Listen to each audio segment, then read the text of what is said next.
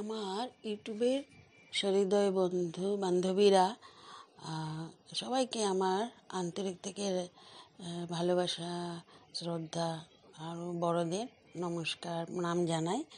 তো আমি এখানে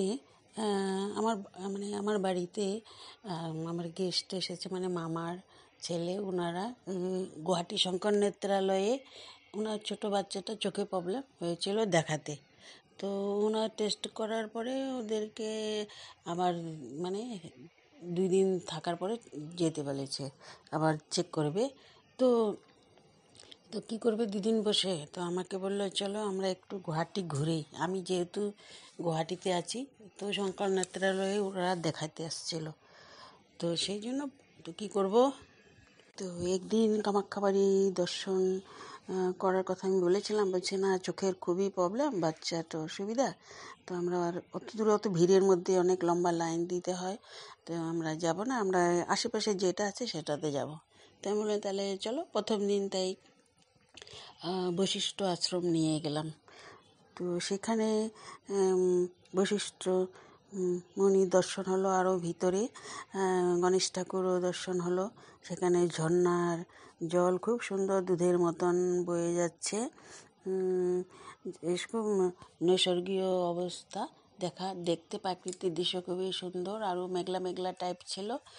আর সব পর্যটকরা যারা এসেছে অনেক নানান ধরনের ফটো তুলছে, সবাই আনন্দ করছে। জলে পা দিয়ে পাহাড়ের মধ্যে ছোটো ছোটো পাথর আছে, তার উপরে গিয়ে ফটো তুলছে। এইভাবে সবাই পর্যটকরা খুবই আনন্দ করছে ছোটো ছোটো বাচ্চাদের নিয়ে। সেই দুধ ফেনিবের মতন ঝর্ণার জল বয়ে নিচের দিকে চলে যাচ্ছে। নিচেও একটা শিব মন্দির আছে, তার বসানো হয়েছিল, তার উপর দিয়ে যাচ্ছে। আর তার ওই পাশে মনসা মন্দির আছে। তো সেখানে যাওয়া হয়নি, অন্ধকার হয়ে আসছে বলে। আর ভিতরে শিব মন্দিরে আছে, তো ফটো তুলতে দিবে কিনা সেই জন্য আর আমি উঠাই নাই। আমরা ভিতরেই শিব মন্দির, সিঁড়ি বেয়ে বেয়ে নিচের গর্ততে আছে। সেখানে মহারাজ একজন বললেন নিচে শিব মন্দির আছে ভিতরে। তো মন্ত্রতন্ত্র পড়লেন, যা আরও যারা দর্শনার্থীরা ছিল ওরাও দর্শন করলো। তো এইভাবে সেখান থেকে বের হয়ে আমরা সময় ছিল, তা বললো যে তাহলে আমরা তিরুপতি মন্দিরে যাই। তো সেখান থেকে আর ঘর থেকে আসার সময় উবেরে করে ডাইরেক্ট চলে এসেছিলাম। তো এখন এখান থেকে বললো না, বেশি দূর না, বাসে যাব। তো বাসে করে আমরা তিরুপতি মন্দিরে আসলাম। সন্ধ্যা হয়, খুব সুন্দর দৃশ্য, চারিদিকে লাইটিং। ফটো তুলেছিলাম, অন্ধকার কালো কালো হয়ে গেছে দেখে আমি আর সেগুলো রাখলাম না। মিশে সময় নষ্ট আপনাদেরও হবে, আমি ডিলিট করে দিয়েছি। অন্য সময় দিনের বেলায় যদি যাই বিকালের দিকে আপনাদেরকে সামনে তুলে ধরবো তখন। তো নেক্সট দিন আমরা এসেতে গেলাম দোল গোবিন্দ। তো ওরা যেহেতু বলছে ব্রহ্মপুত্র ব্রিজ দেখবো আমরা, তো আমি তাহলে চলো ব্রহ্মপুত্র ব্রিজের উপর দিয়ে দোল গোবিন্দ যাওয়া যাবে।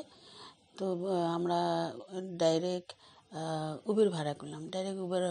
ছোটো বাচ্চা তো, এমনি বাস টেকার এগুলো দিয়ে যাওয়া যায়, কিন্তু ছোটো বাচ্চা নিয়ে অসুবিধা, আরও চোখের প্রবলেম, এদিকে ঘুরতে চাইছে।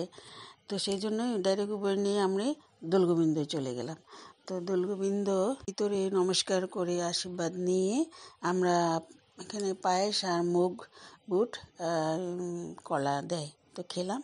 চারিদিকে ঘুরে ঘুরে দেখতে থাকলাম, খুবই মনোরম দৃশ্য, ভালো লাগলো।